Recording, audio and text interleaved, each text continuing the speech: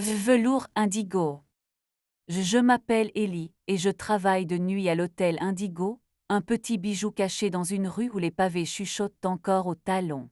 J'aime cette heure où la ville baisse les paupières et où la réception devient une scène pour confidence. Les voyageurs arrivent froissés de trains, de rendez-vous, de désirs pas toujours avouables. Je tends des clés du thé, parfois un silence qui tient lieu d'oreiller. On dit que les hôtels n'ont pas de mémoire, moi, je sais qu'ils se souviennent en odeur et en traces de rouge sur les verres. Paul, mon compagnon, est chef dans un restaurant à 10 minutes à pied. Nous nous sommes connus un soir de service commun, moi alors serveux en renfort, lui adresser des assiettes comme on pose des promesses. Il sentait le poivre, l'amène et un peu l'arrogance des hommes sûrs de leur couteau. Je l'ai aimé dans sa précision, son feu qui ne déborde pas, puis le feu s'est mis à tarder à rentrer. Les services du soir se rallongeaient, les téléphones s'éteignaient en panne de batterie, les dimanches s'ouvraient en brunch privé. Un couple, c'est aussi une. L'Indigo a 32 chambres. La 305, au troisième côté court, a un balcon minuscule où j'aime aller respirer entre deux arrivées. Ce mardi, un homme a réservé la 305 sous un nom qui sonnait faux, M. Dumas, avec une carte bancaire au nom de Paul. J'ai d'abord cru à un hasard, puis j'ai reconnu les 4 chiffres qu'il met pour tout, anniversaire de son père. J'ai regardé l'écran un peu trop longtemps, la pendule derrière moi a décidé de faire plus de bruit que d'ordinaire. J'ai validé la réservation d'une main. Je n'ai pas répondu. Je me suis occupé d'un couple suédois qui voulait un restaurant ouvert tard, d'une femme d'affaires qui cherchait un coiffeur à l'aube. J'ai donné des itinéraires avec la voix posée qu'on met aux cartes pour que les gens y croient. À 23 heures passées, la porte s'est ouverte sur une femme en manteau bleu nuit, une écharpe légère couleur figue, des bottines qui savaient où elles allaient. Elle a demandé la 305 d'un ton fluide, sans hésiter, comme si elle était déjà passée par là. J'ai regardé la signature, M. Dumas avait une. Le lobby s'est vidé. Dans la salle du petit déjeuner, j'ai installé des tasses pour le lendemain, geste répétitif qui empêche les pensées de devenir trop nettes. Un homme s'est approché de la réception, chapeau à la main, sourire discret. Bonsoir, je suis arrivé trop tôt, on m'a dit que ma chambre serait prête à minuit. Il s'appelait Jules, écrivain, dit-il, un carnet dans la poche et cette façon de regarder les choses comme si elles écrivaient déjà. Nous avons parlé bas. Il venait terminer un article sur l'érotisme des lieux publics, ce qui m'a. À minuit moins 2, j'ai prétexté un contrôle de couloir. Les hôtels ont des corridors où la moquette et le temps s'aplatissent de la même façon. Je suis montée. L'air du troisième avait une odeur de linge et de secret. La 305 laissait filtrer un filet de rire, et la reconnaissance m'a vrillé comme une note juste, le rire que Paul faisait quand il n'avait pas faim mais qu'il voulait goûter quand même. J'ai ouvert la porte du balcon commun à la 305 et à la 306. Par la fente du volet, j'ai vu 2 silhouettes, un manteau. De retour à la réception, Jules m'a tendu une tasse. On a le droit au café de contrebande ici, sa voix effleurait mes nerfs au lieu de les attaquer. Nous avons bu en silence. Il a posé sa main à quelques centimètres de la mienne sans y toucher, geste simple comme un tablier propre. Vous allez bien, j'ai hoché la tête. Mes yeux faisaient d'autres gestes. Il a compris l'art de ne pas poser de questions. Parfois, a-t-il dit, les hôtels nous apprennent à attendre différemment. On écoute, et on choisit ce qu'on garde. J'ai pensé au tiroir. Paul n'a pas dormi chez nous cette nuit-là. À 7 heures, j'ai fini ma garde, j'ai traversé la ville qui se frottait les yeux. Notre appartement sentait le basilic oublié dans un verre d'eau. Sur la table, un mot, service tardif, ne m'attend pas.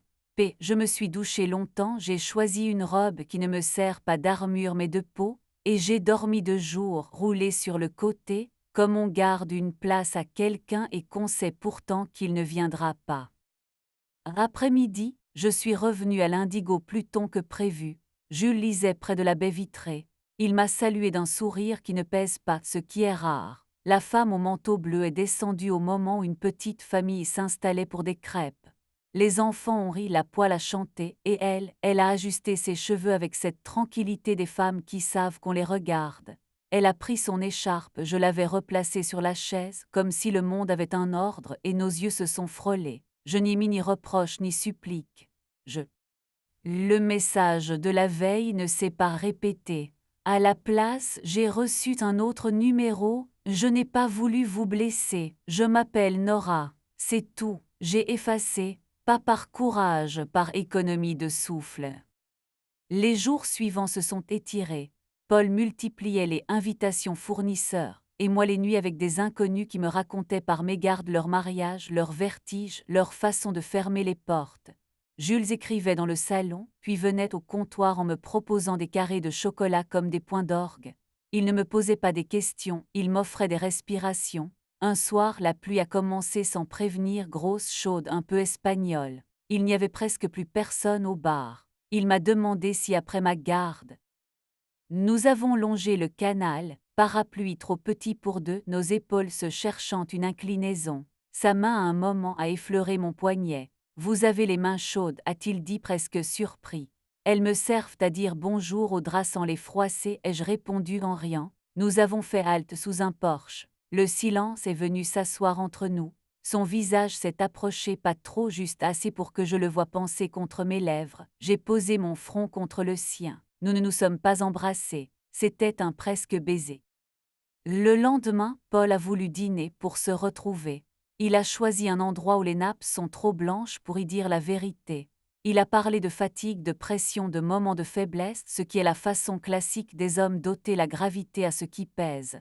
Je l'ai écouté, j'ai mangé peu, je ne lui ai pas raconté l'hôtel. Il n'était pas invité à cette scène-là. Il m'a tendu la main par-dessus la table, je l'ai laissé toucher le bord de mon assiette, pas plus. J'ai besoin d'air, ai-je dit. Il a soupiré devant la bougie.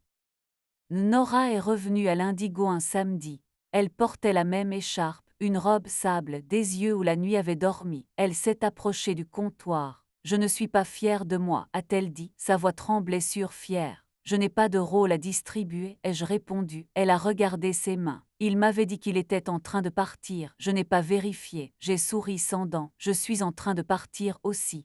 Elle m'a glissé un papier avec son prénom, pas de numéro. Pardonnez-moi d'exister. Je lui ai souhaité bon. Ce soir-là, j'ai demandé à Maëlle, ma collègue, de me remplacer une heure. Je suis montée à la 307, vide, même balcon que la 305. J'ai ouvert la fenêtre. La cour avait cette odeur de linge humide après une journée de pluie et d'amour. J'ai appelé Paul. Je lui ai dit que les moments de faiblesse ne sont pas des cataplasmes, que nos draps réclament autre chose qu'un glossaire. Je n'ai pas crié. Je lui ai proposé une pause longue, puis une séparation. Il a tenté un ne fais pas ça à cause d'un accident. J'ai répondu que l'accident. Jules m'attendait au bas de l'escalier. Je n'ai pas eu besoin de lui dire. Il a vu. J'ai posé ma tête contre sa chemise, j'ai entendu ses battements comme une musique tenue, ni trop vite ni trop fort. Viens, a-t-il simplement murmuré. Nous sommes allés dans la petite bibliothèque de l'hôtel, celle que les clients boudent parce qu'elle ressemble à un secret. Il a allumé la lampe verte, m'a tendu un plaid, s'est assis à côté. Son bras a trouvé ma nuque, sa paume l'endroit exact où l'on se sent autorisé à exister. Notre baiser a eu lieu là, dans cette... Nous avons décidé de ne pas nous précipiter hors de l'hôtel comme deux voleurs. Jules a pris sa chambre, moi la mienne. La nuit avait besoin de deux adresses pour que le matin nous appartienne. Au petit jour, je l'ai vu descendre, chemise froissée de sommeil et non de mensonge. Il m'a apporté un croissant qu'il avait sauvé de l'appétit d'un touriste. Pour toi parce que tu nourris les autres toute la nuit. J'ai ri et mon rire cette fois m'appartenait. Paul a quitté l'appartement un mardi, muni d'un sac et de cette mine des hommes qui savent qu'ils ont perdu quelque chose qu'ils n'avaient pas su regarder. Je n'ai pas surveillé par la fenêtre. Je me suis maquillée légèrement, j'ai mis du rouge à lèvres qui ne tache pas les verres, j'ai noué dans mes cheveux une mèche qui s'obstine à tomber. À l'Indigo, j'ai remis en ordre le tiroir où dormait l'écharpe de Nora. Elle n'est jamais revenue la chercher, ou plutôt si, elle l'a récupérée avec un regard qui disait « bonne route » sans cérémonie. Avec Jules, la route prend la forme de soirs simples. Il m'attend parfois au coin de la rue, un livre à la main, en retard de quelques pages sur sa vie. Nous dînons d'omelette dehors, nous rentrons marcher dans les couloirs vides comme on visite un théâtre après la dernière. Ses doigts connaissent maintenant la courbe de mon poignet, la manière dont je respire quand je suis trop contente, le poing sous mon oreille où un baiser suffit à recommencer la journée. Je ne dis pas que tout est facile, les hôtels apprennent aussi l'art du départ. Mais il y a une diff. Un soir de pleine lune, j'ai osé ouvrir la 305 quand elle était vacante. J'ai aéré, j'ai changé les draps, j'ai posé sur le balcon une petite plante grasse qu'un client m'avait laissée. Je n'ai pas de rituel de purification, juste cette manie de donner un autre parfum à ce qui a blessé. Jules m'a rejoint, nous avons regardé la cour, ces fenêtres qui clignotent comme des paupières. Tu gardes quelque chose d'ici, m'a-t-il demandé. Oui, ai-je répondu. Il a attendu, le droit de ne pas tout savoir pour être heureuse, et celui de choisir. Il a passé sa main dans mes cheveux, a approché ses lèvres des miennes avec une lenteur presque insolente. Notre baiser sur ce balcon n'avait rien de clandestin, c'était une déclaration à l'air, au linge propre, à la patience retrouvée. Les draps désormais savent que je mens peu, je ne mens pas à mon corps quand il frissonne à la lisière d'une bouche. Je ne mens pas à mon cœur quand il refuse les histoires maquillées en alibi. Et si la nuit entend parfois des soupirs à l'indigo, ils appartiennent à ceux qui se choisissent. Les hôtels n'ont peu